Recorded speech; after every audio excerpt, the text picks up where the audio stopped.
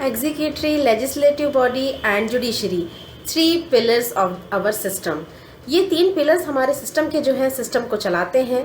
लेकिन जो कहीं ना कहीं जिस सिस्टम से हम बहुत ज़्यादा कनेक्ट करते हैं, connect in the sense in 2 system से, बाकी के 2 सिस्टम से जब हम कुछ परेशान हो जाते हैं तो उस परेशानी से निपटने के लिए जिस सिस्टम की तरफ हम देखते हैं, जो सिस्टम हमें सपोर्ट करता है, दैट इज़ जुडिशरी।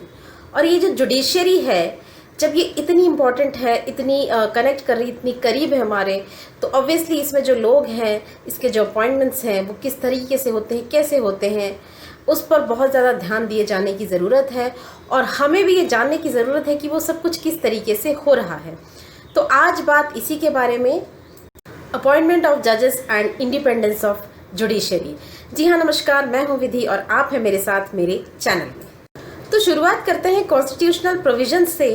कॉन्स्टिट्यूशन का आर्टिकल 124 एंड 217 बात करता है अपॉइंटमेंट ऑफ जजेस की। बेसिकली वो जो कुछ भी कहता है उसका समराइज्ड वे इतना है कि प्रेसिडेंट जो है वो अपॉइंट करेगा, वो ट्रांसफर्स और अपॉइंटमेंट्स के लिए काम करेगा with the consultation of CJI.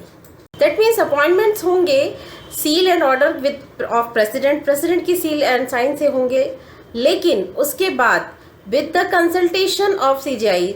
तो ये जो कंसल्टेशन वर्ड है, ये कंसल्टेशन वर्ड ही हमारे आज के टॉपिक को पैदा करता है, उसका ओरिजिन है, उसका बेस है। क्योंकि इस विद द कंसल्टेशन वर्ड का ही वेरियस मीनिंग्स निकलते आया है, और यही जो वर्ड है, यही अलग अलग तरीके की कंट्रोवर्सीज का भी रीज़न रहा है। तो इसी कॉन्सिक्वेंसेस में आज हम बात करेंगे कॉलेजियम सिस्टम, एनजेसी और एमओपी के बारे में। तो ये किस तरीके से काम करते हैं, ये सब क्या है, इसके बारे में बात करने से पहले मैं आपको 3 जजेस केस के बारे में एक शॉर्ट इंट्रोडक्शन देना चाहूँगी। सो जो फर्स्ट जजेस केस था, उसका बेसिकली वर्डिक्ट ये था कि consultation does not means concurrence. बहुत ही बड़ी बात कह दी गई थी। इन द सेकेंड जजेस केस, इस जजमेंट को ओवर रूल करते हुए, पिछले वाला जो हमने जजमेंट दिया था उसको ओवर रूल करते हुए, this case upheld the primacy of chief justice of India. And ये इसमें एक सजेशन दिया गया कॉलेजियम के बारे में। एंड द थर्ड जजेस केस, जिसको कि आप कॉलेजियम सिस्टम का ओरिजिन कह सकते हो, ये कॉलेजियम सिस्टम का ओरिजिन है। Now what is collegium system? Collegium system एक तरह का सिस्टम है जिसमें सीजेआई और 4 मोस्ट सीनियर जजेस का एक कमिटी, एक उनका संस्था और उनका एक मेंबरशिप, एक तरह का उनका ग्रुप जैसा होता है। और ये ग्रुप, ये सिस्टम मिलकर डिसाइड करता है ट्रांसफर्स के बारे में, अपॉइंटमेंट्स के बारे में, और इसी सिस्टम को हम कहते हैं collegium system. In the meanwhile collegium system पर कुछ क्वेश्चंस आए, उसकी ट्रांसपेरेंसी को लेकर, उसके रिकमेंडेशंस को लेकर, जिसके बाद 2014 में 99th कॉन्स्टिट्यूशनल अमेंडमेंट के बाद NJAC, that is national judicial appointments commission, उसको रेकमेंड किया गया, जो बेसिकली बेस्ड था यूके में जो फॉलो अप किया जाता है इस तरह के अपॉइंटमेंट्स के लिए, that is JAC, judicial appointments commission. इसके लिए अमेंडमेंट्स किए गए। आर्टिकल 124 के बाद सब आर्टिकल्स जो उसके आगे 124 A B C add on किए गए। और इस कमीशन में मेंबर्स थे सीजेआई, सीनियर मोस्ट जजेस, लॉ मिनिस्टर और प्रोमिनेंट पर्सन्स, जो भी फेमस पर्सन्स हों, जो भी एक्सपर्ट्स हों, वो इस कमिटी के मेंबर थे। But again in the 2015 it was question.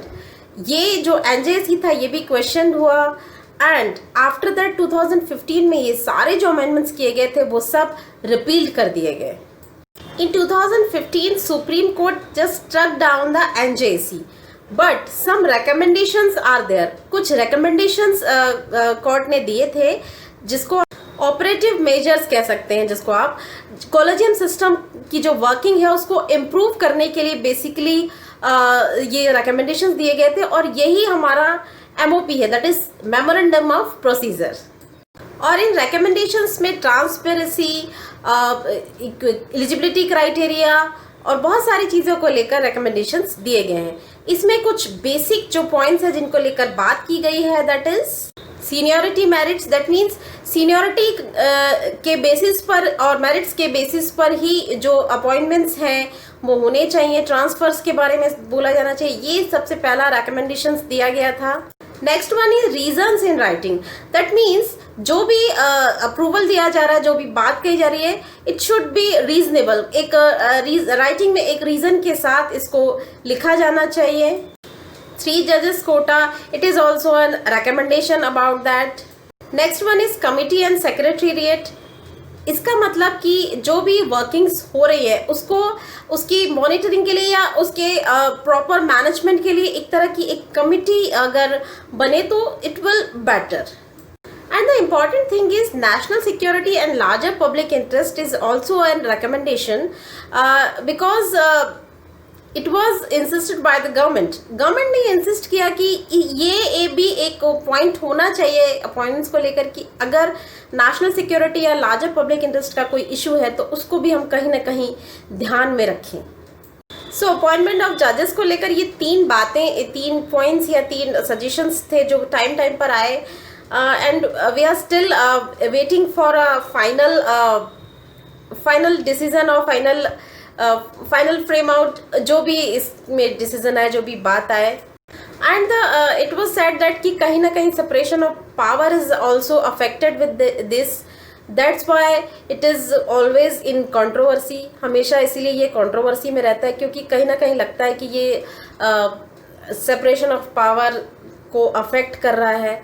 तो उस वजह से भी ये कहीं ना कहीं एक प्रॉब्लम इसमें राइज होती रहती है. लेकिन फिर भी ये बहुत ही इम्पॉर्टेंट टॉपिक है, बहुत ही इम्पॉर्टेंट हमारा एक लाइफ का हिस्सा है. बिकॉज जस्टिस डिलीवर होना, ये उसको लेकर हम अक्सर कई कारणों से, कई दूसरे कारणों से भी जूझते रहते हैं. और अगर ये एक इम्पॉर्टेंट चीज़ अगर उसमें नहीं शामिल हो पाएगी तो ये बहुत सारी मुश्किलें हो सकती हैं. तो आई होप आपको ये वीडियो, ये छोटा सा इंट्रो पसंद आया होगा. तो चैनल को लाइक करें, सब्सक्राइब करें और साथ में बेल आइकन को भी ज़रूर प्रेस करें. मिलते हैं हमारे अगले वीडियो में, तब तक के लिए नमस्कार.